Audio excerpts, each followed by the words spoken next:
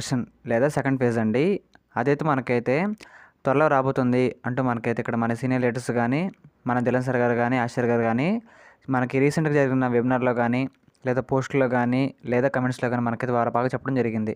కాబట్టి మనకి ఇక్కడ మన ఆన్పాస్ సెకండ్ ఫేజ్ లేదా 2.0 అనుకోండి, అది వచ్చినప్పుడు మనకి ఏ అప్డేట్స్ మనకైతే ఖచ్చితంగా తీసుకురావచ్చు అన్న మనైతే ఒక వీడియో చేశానండి. ఇదైతే మీకైతే ఖచ్చితంగా అర్థమవుతుంది, ఉపయోగపడుతుంది. దాంతోపాటు చిన్న పాయింట్ అండి, ఇవన్నీ కూడా అంటే మన సెకండ్ ఫేజ్ అనేది వచ్చినప్పుడు ఆన్పాసివ్లో ఇవన్నీ మనకి జరగవచ్చు అనే అవకాశం ఉన్న వాటి గురించి నేను ఇక్కడ మెన్షన్ చేశాను.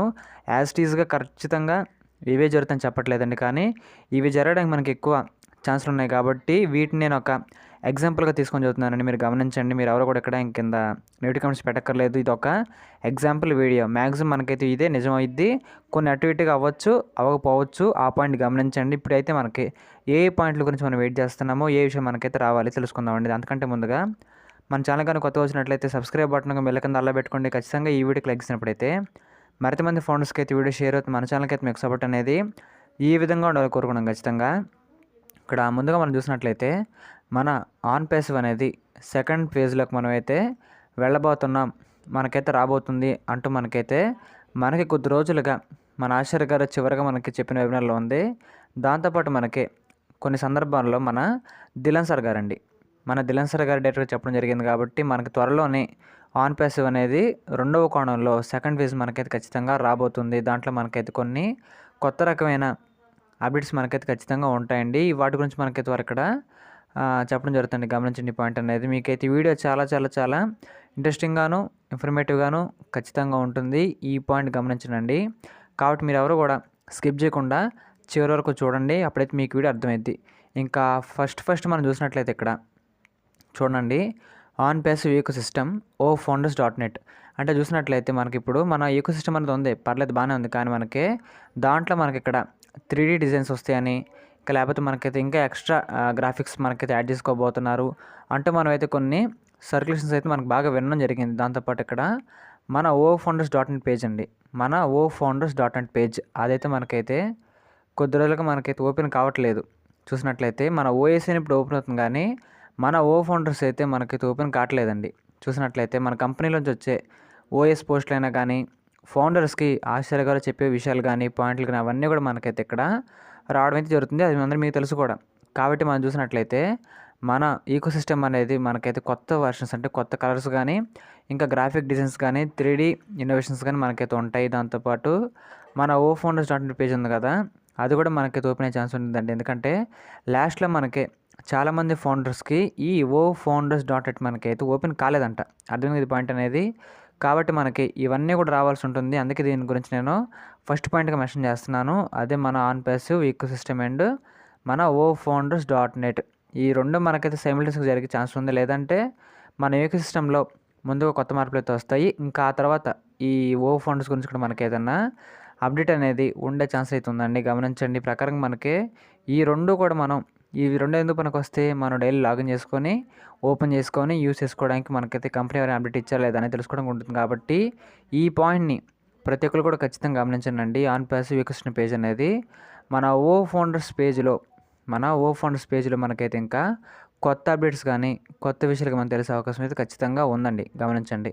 ఇంకా రెండో పాయింట్ చూసినట్లయితే ఇక్కడ మన అగ్రిమెంట్స్ అండి, అదే మన NDA సైన్. చాలామంది కూడా ఇక్కడ వారి యొక్క అగ్రిమెంట్ సైన్స్ అనేది చేయడం జరిగింది. ఇప్పుడు కల్లా అందరం కూడా చేయడం జరిగింది, ఇబ్బంది లేదు. కానీ ఇక్కడ కొంతమంది అయితే వారి యొక్క పేరు తప్పుగా వాళ్ళు సైన్ పెట్టడం కానీ, నేమ్ చేంజ్ కావడం కానీ, వారి యొక్క అకౌంట్ అనేది చిన్నపిల్లల పేరు నుంచి పెద్ద ఇంట్లో పెద్దవాళ్ళు ఉంటారు కదా, వాళ్ళ పేరు మీద చేంజ్ చేయడం కానీ, ఇవన్నీ కూడా ఇప్పుడు చేర్చడానికి వాళ్ళైతే సిద్ధపడ్డారంటే కొంతమంది చిన్నపిల్లలకి KYC వచ్చినప్పుడు వారందరూ చేసుకోలేరండి. అర్థమైంది కదా. ఈ KYC సిస్టమ్ వచ్చినప్పుడు మనకు వెరిఫై అప్పుడు ఈ అగ్రిమెంట్లో ఉన్న పేరు ప్రకారంగానే KYC చేస్తే మనకు అయింది. కాబట్టి అది అవ్వకపోవచ్చు. అంటే చిన్నపిల్లలు ఖచ్చితంగా ఆధార్ కార్డు డేటా కూడా ఉండొచ్చే, కానీ ఈ పాన్ కార్డు కానీ బ్యాంక్ అకౌంట్ కానీ ఖచ్చితంగా ఉండకపోవచ్చు. ఎవరు చిన్నపిల్లల మీద ఎవరైతే ఇక్కడ ఫౌండర్షిప్ తీసుకున్నారో వాళ్ళ సంగతి అండి. కాబట్టి వాళ్ళందరూ కూడా ఇక్కడ మార్పు జరగాలంటే మనకి మన అగ్రిమెంట్ సైన్స్ కూడా మనకైతే మరొకసారి చేంజ్ చేసే అవకాశం కంపెనీ వారు మనకి తెస్తారండి. అప్పుడు చిన్నపిల్లల పేరు మీద ఎవరైతే అకౌంట్ తీసుకున్నారో వారందరూ కూడా ఖచ్చితంగా వారికి అకౌంట్ని ఇంట్లో పెద్దవాళ్ళు ఉంటారు కదా, వాళ్ళ యొక్క అకౌంట్ పేరు ఖచ్చితంగా మార్చుకోవచ్చు. అప్పుడు మీరు మనకు వచ్చే ఇన్కమ్ ఫండ్స్ అన్నీ కూడా మనం మీ బ్యాంక్ విత్డ్రా పెట్టుకోవచ్చు. అప్పుడు ఏ ఇబ్బంది లేకుండా మీ యొక్క అకౌంట్కి అయితే ఆ యొక్క అమౌంట్ మొత్తం కూడా రావడం అయితే జరుగుతుందండి. అర్థం ఇది పాయింట్ అనేది. కాబట్టి మనకి మన ఓ ఫండ్స్, మన ఈకో సిస్టమ్, మన అగ్రిమెంట్ ఎన్డీఏ ఈ రెండు మనకి సైమల్టేనియస్గా జరిగే ఛాన్స్ అయితే ఉంది. ప్రతి ఫౌండర్ కూడా ఇవన్నీ చేయాలండి. ప్రతి ఫౌండర్ కూడా ఇవన్నీ చేయాలి ఖచ్చితంగా. అగ్రిమెంట్లో సార్ నేను కరెక్ట్గానే ఇచ్చాను, నాదేం ప్రాబ్లం లేదంటే ప్రాబ్లం లేదు. ఒకవేళ మార్చుకోవాలనుకున్నా, ఒక ఐడిని వేరే పేరు మీద ట్రాన్స్ఫర్ చేయాలనుకున్నా అది కూడా ఖచ్చితంగా కాదండి. ఇంకా ఇబ్బంది పడుతున్నాం. ఇంట్లో పిల్లల పేరు మీద మేము ఐడి తీసుకున్నాం, కానీ ఇక్కడ ఆ విత్డ్రాల్ టైంలో కానీ, ఈ కేవైసీ టైంలో కానీ సరిపడా డాక్యుమెంట్స్, ప్రూఫ్లు మా దగ్గర ఇవ్వనుకున్న వాళ్ళు మాత్రమే ఈ స్టెప్ తీసుకున్నాండి ఎన్డీ అగ్రిమెంట్లో. కాబట్టి గమనించండి. ఇంకా దాంతోపాటు మీకేమైనా డౌట్స్ ఉన్నట్లుంటే ఈ వీడియో కింద ఖచ్చితంగా కమెంట్ చేసిండి, రేపటిలో చదువుతాను. ఎందుకంటే మీకు చాలా డౌట్స్ కూడా ఇప్పుడు వచ్చే అవకాశం ఉంది. వాటి గురించి రేపు చదువుతానండి. ఖచ్చితంగా మీరు కమెంట్ అయితే చేసేయండి ఈ వీడియో కింద. నేనైతే మీ రిప్లై అన్నీ కూడా రేపు ఒక వీడియోలో ఖచ్చితంగా ఇస్తానని గమనించండి. ఇంకా ఆ తర్వాత మన ఓ కనెక్ట్ అండి. మన ఓ కనెక్ట్ ఇక్కడ మనం ఒకసారి గమనించినట్లయితే మన ఓ కనెక్ట్ అండి. ఇప్పుడు మనందరం కూడా వెయిట్ చేస్తున్న మొట్టమొదటి పెయిడ్ ప్రోడక్ట్ ఆన్పాస్ కంపెనీ నుంచి మనకైతే రాబోతున్న ఫస్ట్ పెయిడ్ ప్రోడక్ట్ అండి. మనందరికి కూడా ఇన్కమ్, రెవెన్యూ అనేవి వచ్చి అన్నీ కూడా మనకి ఈ ఓ కనెక్ట్ ద్వారానే వస్తాయండి. కాబట్టి మన ఓ కనెక్ట్ ఫైనల్ వర్షన్ అంటే ఇక్కడ చూసినట్లయితే ఇక్కడ మనకి ఇంకా పెండింగ్లు ఏమి లేకుండా మన ఓ కనెక్ట్ అనేది ఒక పెయిడ్ వర్షన్ మార్కెట్లోకి రావాలి. అది అందరూ కూడా ప్లేస్టోర్ నుంచి డౌన్లోడ్ చేసుకోవాలి. వాళ్ళందరూ కూడా సింపుల్గా జూమ్ ఏ విధంగా వాడుకుంటామో దాన్ని కూడా మన ఓ కనెక్ట్ కూడా వాడుకునే ఆప్షన్ మనకైతే ఇవ్వాలండి. ప్రజెంట్ మనకైతే ఇక్కడ డెమో వర్షన్ అయితే ఉంది ఓ కనెక్ట్. ఏది ప్లేస్టోర్లో కూడా ఉంది, అది మనకి క్రోమ్లోకి రీడైరెక్ట్ చేస్తుంది. కానీ ఒక్కసారి ఓ కనెక్ట్ యాప్ అనేది ఇన్స్టాల్ చేసి వాడుకునేటప్పుడు మనల్ని ఇక క్రోమ్లోకి రీడైరెక్ట్ చేయకూడదండి. అలా చేయకపోతేనే అది ఒక ఒరిజినల్ ప్రోడక్ట్ అని మనం అర్థం చేసుకోవాలి. కాబట్టి దీని గురించి కూడా మనకైతే బ్యాక్గ్రౌండ్ వర్క్ అనేది నడుస్తుందండి. అర్థం కదా. ఈ ఓ కనెక్ట్ గురించి కూడా మనకైతే ఇన్ఫర్మేషన్ రాబోతుంది.